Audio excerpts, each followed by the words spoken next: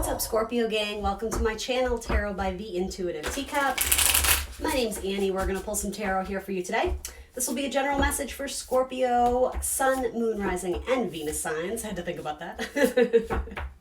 Anyone is welcome into this reading, of course. I just ask you come in with an open heart, an open mind, and a desire to learn something new, to better yourself, and hopefully get some messages that give you confirmation on things you're already thinking and feeling. If you're not feeling that way, it might not be your message this week. You might not be ready to hear it, or it may resonate for you in the future. So again, be open to all those possibilities. We'll see what we can get you. You are accountable and responsible for all your own actions and decisions. Let's do it. Scorpio. Ooh, starting off with the Nine of Cups. Some of you are getting your wish fulfillment with a Leo. And if you happen to know your coworkers' zodiac signs, you may get a job where you're working alongside a Leo. I feel like this could also represent a father figure. If you have been asking or needing a father figure to support you in some big matter in your life, your personal life, your romantic life, you're going to get your wish. There's going to be it could specifically be a Leo, or the sun can very much be linked to a father figure, a mentor figure, someone who you either look up to or someone who is in a position where they could be able to give you a little bit of a leg up or a helping hand, however you want to say it. If that's been something you've been meditating on and manifesting and also doing the work in terms of reaching out, trying to connect or negotiate, maybe it's a contract, you're going to get that support.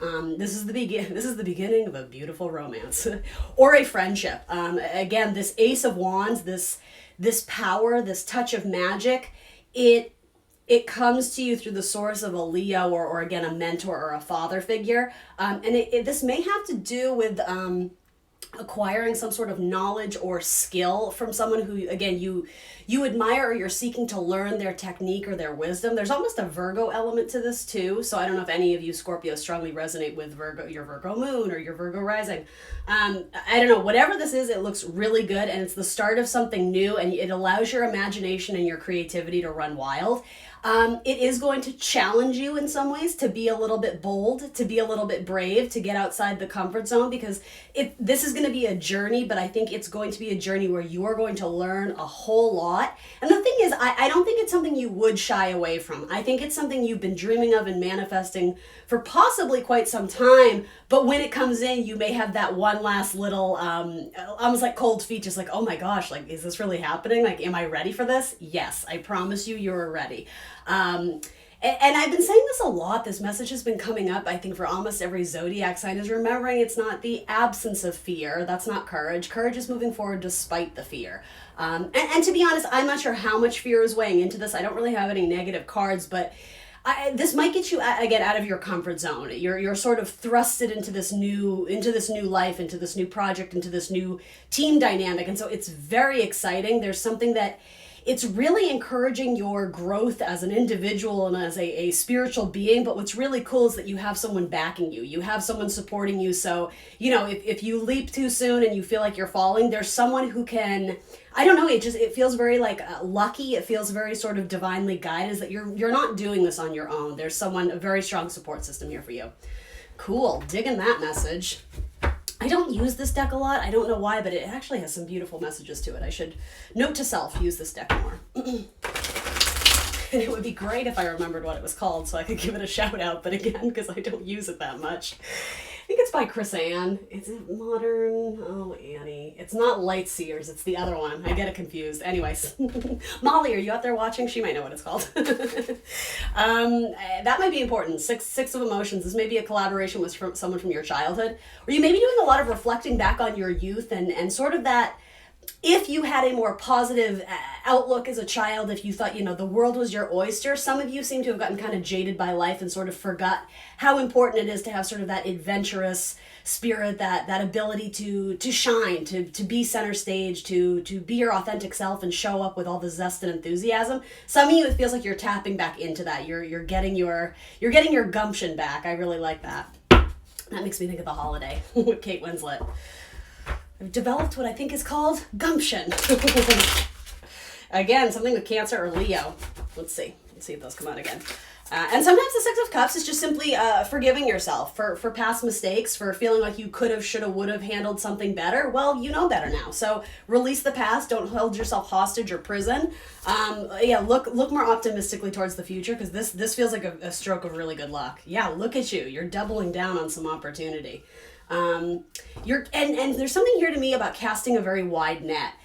You have the dream, you have the vision, but that being said, when something comes in and presents itself, even if it's not, line for line or detail by detail what you had manifested, I think it would be silly for you not to take advantage of this, because again, over time you can edit it, you can pick and choose, but it's like just showing the universe that you're taking the step of moving forward and committing to this new path. And look how cute this is, the partnership. Like, this is a very unusual Ace of Pentacles. This is before tarot, by the way. There is something here about very strong collaboration and partnership. And this is mirroring what I said earlier about the idea of you're reaching for something or envisioning or manifesting something that you can't quite reach on your own. And I'm a big proponent of not relying on nepotism or assuming that favors will come through for you. But sometimes when you put in a lot of effort, the universe does bless you with the gift of people who are going to help you get there. Because as I said, this isn't about doing it all on your own. So for some of you, this is a very important lesson of allowing other people to step in and help you. But this is like, you're so close, you just need that extra nudge where you can reach them. And look, this person's going to lift you up so you can reach them. Again, this person has some sort of status or I'm hearing the word beneficiary. This person has some sort of position that's going to help you reach your goal. Or they're going to pass on some very important wisdom where you're like, oh, I see how you did it. Okay, now I'm going to go do it for myself. Or I'm going to take this advice and guidance and I'm going to, be the channel, the medium, and share it with other people too, so that we can all benefit from this. Let's see. So we have this Ace of Pentacles. You're protected too. I see this as it's like you're being nurtured from the hand of God, from the divine, whatever you believe in. This is a kick-ass message, Scorpio. Anything else I can know about this? What can I put under? Ooh. Oh gosh, really? Really with all the cards? No, I'm not going to do it. Sorry. I was mildly curious, but you know me. If I get 4 cards, I'll spend 20 minutes trying to describe it to you. Can I have one more card? Next to this Ace of Pentacles. Thank you. Okay. Ooh, the Devil. All right. Interesting. So, the Devil does talk about, it can be issues where you're feeling stuck or not inspired, where you're just simply lacking growth. So the fact that if it's starting off as the Devil, which is connected to Capricorn, right? So in a very pure, clear level, this could just indicate there may be a Capricorn involved here. It might even be another Capricorn who helps lift you up. There could also be a breaking away from something, especially a job that was keeping you very stuck and not helping you realize your full potential. That seems very important, guys. I'm almost getting like ding, ding, ding on that. If you're at a job where it's like, you have potential, but you've been trying to, meet with the bosses or meet with people to help you sort of whatever, like climb the ladder, however you want to phrase it. And it's like they just don't see the potential. They may be suffocating your growth. In which case, if you're putting out applications and, you believe in yourself and you see yourself doing this, it's just a matter of aligning with the right person to help you make the connections. That's going to happen. For most of you, this is a general reading, but I have no reason not to believe that this is incredibly positive. So I want you to walk away from this feeling like you can do anything, because these 3 cards together say, yes, you can. You have big things up ahead of you, so get prepared. And declutter, clear out anything emotionally, mentally that you don't need anymore. Don't be afraid to break ties with someone who perhaps you've had a long-term commitment to, but again, if it's hindering your ability to grow, then they're really not in it for your best interest. Some of you have demonstrated a lot of loyalty to a company or some sort of big business, and you almost feel guilty. Because again, the idea of history, it's like, oh, well, I've been with them for so long, and this is my friend who started this business, and I owe them my loyalty. I don't know. I mean, I applaud your loyalty. That's a big word for Scorpio, but ultimately, I almost think this is having a self-sabotagey type thing where it's almost, okay, sorry Scorpio, this is going to be tough love, but I'm going to say it to you anyway because I think it's important. It's self-sabotagey and you being like, oh, well, I have commitment and loyalty and it's my friend and I can't leave them. you know, you could say the same thing in an abusive marriage. Oh, well, it's my partner and they don't mean to be angry and they don't mean to hit me. Well, they're, at the end of the day, if they're still hitting you, then it's not healthy, right? And that's obviously an extreme example. I don't think that's what's going on for most of you, but that's what I mean. There's almost like this enabling of the bad behavior, or you agreeing to this, even on like a subconscious level of allowing sort of this misuse of power, let's put it that way, that it's almost trying to push you back into the ground. Like, nope, you're not ready to mature yet. And you're like, are you kidding me? I've been here for 10 years. Yes, I'm ready to mature. Like, I have a vision. I have a dream. Go, my child, go. Like, yeah, follow your own vision. And even if it makes you a little bit unpopular, even if it forces you to sort of detach from a connection where I don't think it's your intention to burn a bridge. I almost think inevitably this is a good lesson for you of understanding you can't have loyalty to people who are not seeing your potential and vision, those who are keeping you stuck, because ultimately by keeping you in this position, it's allowing them to uphold their status as the leader or the power player, right? Like there's a weird dynamic there with that. Again, for others of you, this may have to do even in a there's a manifestation of what's going on here that also points back to a father figure for some of you. So whether it was positive or negative, whatever you're going through currently, you're going to see a pattern that may have happened many years ago with an encounter you had with a paternal figure. It could have been with a grandfather. It could have been with, again, some sort of mentor or a very strong male figure in your life. I don't know if it has to do with you sort of softening them up, where they start to be a little bit more generous with their power, with their authority, with their ability to help others around. Or maybe for some of you, it's the opposite. It's you accepting no as the answer. When you say, oh, I really love this and I'm interested and I want to grow here and do that. And they're just like, no, you can't do that. That's not what, that's not what women do. That's not what our family does. That's not what, so-and-so does. Some of you are just like, fuck that bullshit. Like, I'm not doing that anymore. And I do like that. All right, so then moving up, I just kind of want to look at how these are interacting. This is ultimately about liberation. The thing is, what follows the devil is the Tower card. And so because you are Scorpio, right, that Mars and Pluto energy is sort of, it's part of your narrative anyway, right, depending on how it manifests. So sometimes the Tower card doesn't have to be as scary, especially for Scorpios, because part of sort of the Scorpio narrative is having a very close connection with sort of extremes in life. And what sometimes we perceive as life or death situations or crisis, a lot of times Scorpios sort of, I know it doesn't always make sense when we hear it, but you guys actually tend to find your most powerful, what is a good word for it? You find your power in those kind of situations in life. You have great kind of stamina. You have a great capacity to endure those very, serious moments in life that you could even say require like a survival mentality, right? If someone's going to make it through, I would say it's Scorpio, or maybe even Aries, right? That Mars energy. Yeah, there was some very important interaction with a father figure or an authority figure or a mentor. There's also an interesting, there's some metaphor here about like a Capricorn who did something a certain way, and then it's almost like they do a 180. They end up becoming the person that they were rebelling against, or if this person was very like, no nepotism, nothing can be handed to you, you have to work hard, something about this person, whether it's Capricorn or not, they soften up like, oh, can I help you with that? Like, I did this for 10 years and I know every way not to do it, so let me show you. And I know that isn't going to make sense for all of you, but there is something about you bring in some sort of collaboration where you guys equal each other out. And so maybe it does have to do with earth and water. I could totally see that. The idea of sort of this grounding, stabilizing force that again sort of supports you and lifts you up. But then with that water element, the idea of, but let's go deeper. Let's just not take things at surface level. Let's have a sense of humor about it. Let's connect and emote and remind us all that, we're spiritual human beings and life is more than just about, money and stability and all those good things. Something about this, there's a power dynamic that comes together here, and it's 50-50. It's equal. There could be, and Scorpio is the 8th house, right? Related to joint resources, joint finances. So that seems to be coming through here a lot. All right, let's see. What else can I get for you here? Let's try this one.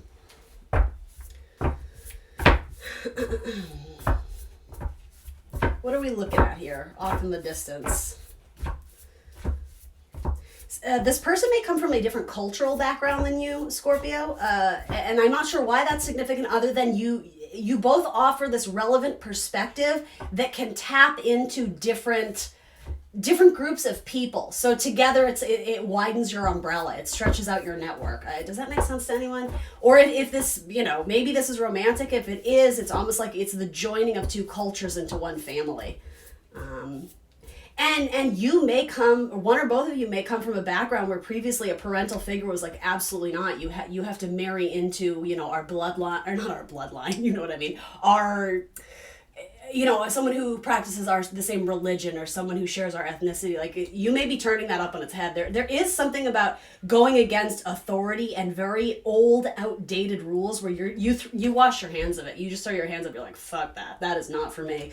Like I found what I want and I'm going to protect it with all my might. With almost like my heart too. I could almost see this as sort of someone grasping their heart, and that very much represents Leo, right? Leo rules the part of the body that is to do with the heart. They maintain everything that goes through the rest of the body. What are we looking at here? The Empress and the Two of Wands in reverse. Yeah, again, I see this as a rejection of who someone told you were supposed to be or had to be, or some sort of constriction of this is all you could ever be, or this is the path for you. Whatever it is you're rebelling against, you're flipping it on its head. And I think a lot of you are achieving some sort of important milestone in your life, and also sort of some sort of collaboration, especially in the business world, or something to do with your career.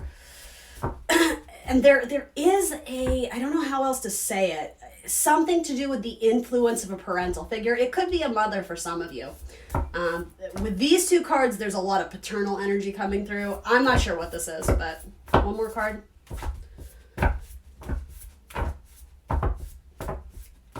What are you putting your energy and efforts into? And is it worth it? Does it honor and respect who you are and what you want? Or are you fighting and sort of instigating almost like a warring dynamic, kind of Mars energy, with someone who they're never going to see your vision anyway? So is it a waste of your breath? Go with people who do see your light, who do see your vision, who do believe in you and support you and offer you that foundation that you can offer back to them, right? It is a two-way street. I'm not saying just take advantage of, nepotism and all the benefits that just get handed to you. But the thing is, I don't think it has been handed to you. I think you've worked incredibly hard for it.